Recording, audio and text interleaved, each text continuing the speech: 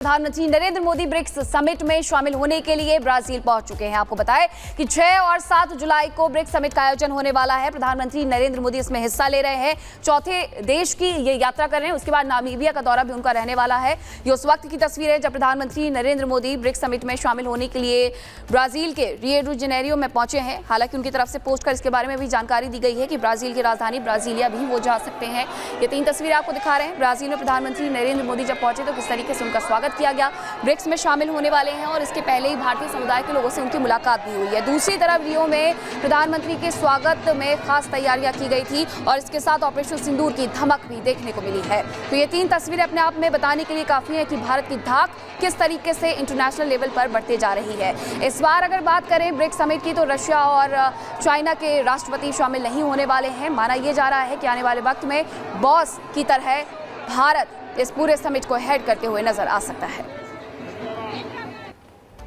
3 तस्वीरें आपने देखी। अब आपको बता दें, रियो में होटल पहुंचने पर पीएम मोदी का भारतीय समुदाय के लोगों ने भव्य स्वागत किया। ऑपरेशन सिंदूर को समर्पित नृत्य कार्यक्रम का मंचन भी किया गया। ये तस्वीरें आप देखिए, सभी का हाथ मिलाकर सभी का अभिवादन स्वीकार किया पीएम मोदी ने। लोगों के हाथ में तिरंगा था, भारतीय झंडा, और देखिए छोटे बच्चों को भी गोद में लेकर एकदम खुश देखिए पीएम मोदी।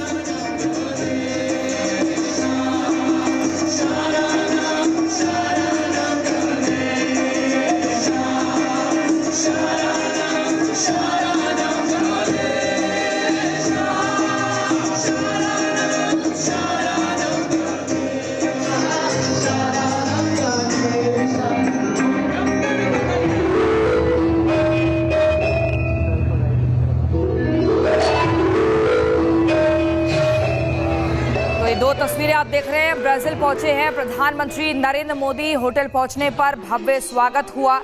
ब्रिक्स शिखर सम्मेलन में शिरकत करेंगे। रियो डी जेनेरिया में 17वें ब्रिक्स समिट का आयोजन हुआ है। ये तस्वीरें हम आपको दिखा रहे हैं। ब्राजील के रियो डी जेनेरिया में रविवार यानी कि आज से ब्रिक्स समूह का शिखर सम्मेलन शुरू हो रहा है। इस बार ये एक महत्वपूर्ण बदलाव है जिसने सबका ध्यान खींचा है, क्योंकि चीन और पुतिन इसमें शरीक नहीं होंगे। हम सब बहुत ही उत्साहित है। हम चाहते हैं कि ब्राजील और इंडिया का जो रिलेशनशिप है वो और मजबूत हो।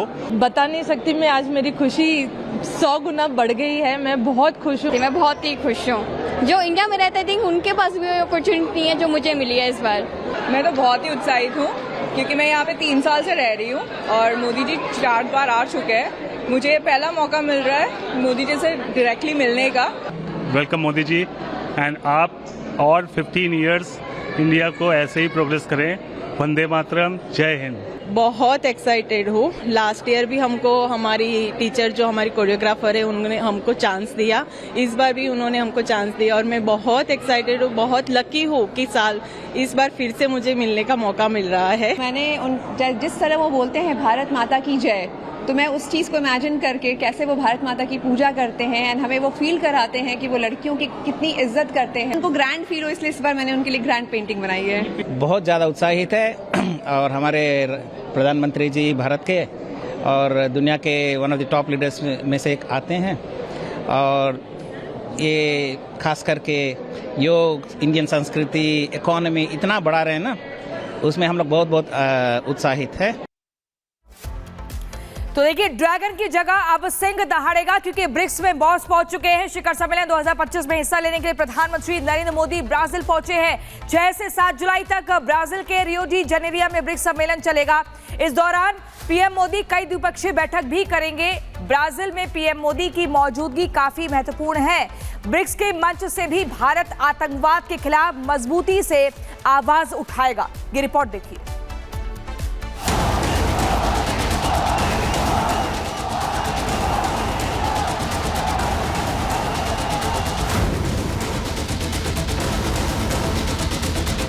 प्रधानमंत्री नरेंद्र मोदी ब्रिक्स समिट में हिस्सा लेने के लिए ब्राजील में हैं। ब्राजील के रियो डी जेनेरियो में 6 और 7 जुलाई को ब्रिक्स समिट का आयोजन हो रहा है। ब्रिक्स यानी दुनिया के 5 बड़े देशों का ग्रुप। इसमें ब्राजील, रूस, भारत, चीन और दक्षिण अफ्रीका शामिल है।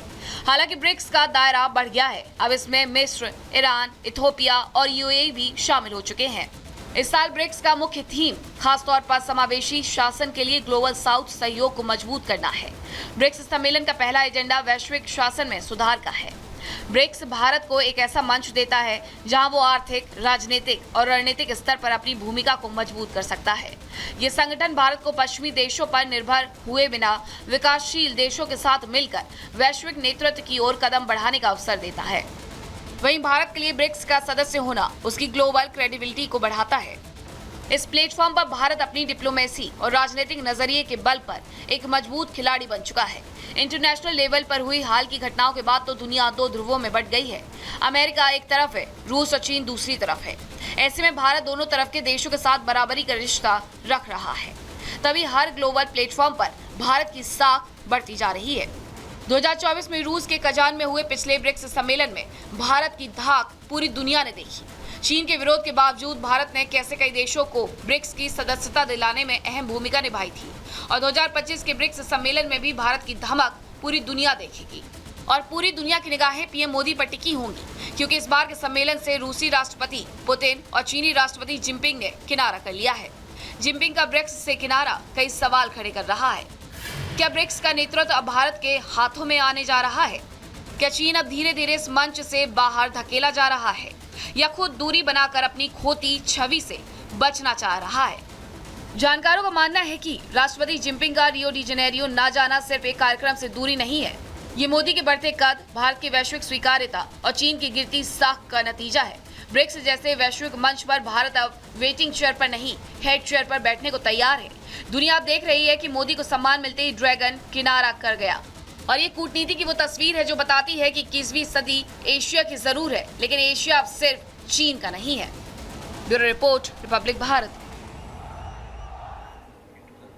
और चलिए अब आपको इस समिट के बारे में बताते हैं कि आखिरकार ये समिट क्यों है खास, ब्रिक्स 2025। तो इसकी शुरुआत करते हैं। सबसे पहले आपको बता दें कि इस बार ब्राजील में इसका आयोजन हो रहा है। ब्राजील में 17वें ब्रिक्स सम्मेलन का आयोजन हो रहा है। ब्रिक्स यानी कि ब्राजील, रशिया, इंडिया, चाइना और साउथ अफ्रीका। 6 से 7 जुलाई तक ये सम्मेलन होगा। मुख्य एजेंडा है वैश्विक शासन में सुधार करना। मुख्य थीम है सतत और समावेशी शासन। भारत की तरफ से पीएम मोदी इसमें शामिल हो रहे हैं और दूसरी तरफ आपको बताया कि पुतिन और जिनपिंग का सम्मेलन से किनारा हो गया है। 2026 में भारत करेगा ब्रिक्स की अध्यक्षता। ऐसे में 2025 में रियो डी जेनेरियो में प्रधानमंत्री का होना अपने आप में बेहद इंपॉर्टेंट हो जाता है। ब्राजील भारत को सौंपेगा ब्रिक्स की मेजबानी। यहीं पर मेजबानी दूसरे देश को सौंप दी जाती है जो आने वाले वक्त में इसे हेड करने वाला है। और चलिए अब आपको बताते हैं कि आखिरकार ब्रिक्स समिट का इस बार का एजेंडा क्या है। तो एजेंडा है वैश्विक शासन में सुधार, जैसा कि हमने आपको बताया, और इसके अलावा सुरक्षा और शांति बनाए रखना। इसी के साथ बहुपक्षवाद और एआई की मजबूती। एआई पूरी दुनिया इस पर काम कर रही है और ऐसे में ये तमाम जो देश हैं जो 40% आबादी रखते हैं, इनमें भी यही एजेंडा है। पर्यावरण, COP30 और वैश्विक स्वास्थ्य, इस मुद्दे पर भी यहाँ पर चर्चा होने वाली है। तो ये तमाम ऐसे एजेंडे हैं जो अब कहीं ना कहीं इस पूरे समिट में बातचीत का विषय